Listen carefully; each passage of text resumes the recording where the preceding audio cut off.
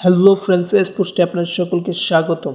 বর্তমানে চলছে দক্ষিণ আমেরিকা অনূর্ধ্ব-17 চ্যাম্পিয়নশিপ, যেখানে আর্জেন্টিনাও অংশ নিয়েছে। আর্জেন্টিনা আছে এক গ্রুপে, তাদের প্রতিপক্ষ ছিল কলম্বিয়া, চিলি এবং প্যারাগুয়ে, পেরুর মতো দল। মূলত আমরা এই ভিডিওর মাধ্যমে জানবো আর্জেন্টিনা যে এক গ্রুপে আছে সেই এক গ্রুপের পয়েন্ট টেবিল, যেটা অনূর্ধ্ব-17 ফুটবল টিমের খেলা।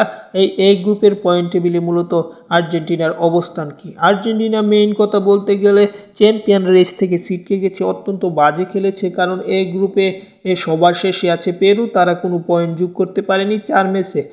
প্যারাগুয়ে 4 ম্যাচে আর্জেন্টিনার সমান তারা 6 পয়েন্ট যোগ করেছে, কিন্তু তারা গোল ব্যবধানে পিছিয়ে আছে আর্জেন্টিনা থেকে। এবং আর্জেন্টিনা পয়েন্ট টেবিলে 3 নম্বরে আছে, তারা 4 ম্যাচে 2 জয় 2 হারে পয়েন্ট সংগ্রহ করতে পেরেছে মোটে 6টি। এবং 2 নম্বরে আছে চিলি, তারা 9 পয়েন্ট, এবং 1 নম্বরে কলম্বিয়া, তারা হচ্ছে মূলত 9 পয়েন্ট 4 ম্যাচ খেলে, যেখানে গোল পার্থক্যই মূলত ব্যবধান করে দিয়েছে দু দলের মধ্যে। তাই বলা যায় আর্জেন্টিনা পয়েন্ট টেবিলে 3 নম্বরে আছে এবং তারা খারাপ অবস্থানে আছে, এবং তারা মূলত চ্যাম্পিয়ন রেস থেকে ছিটকে গেছে।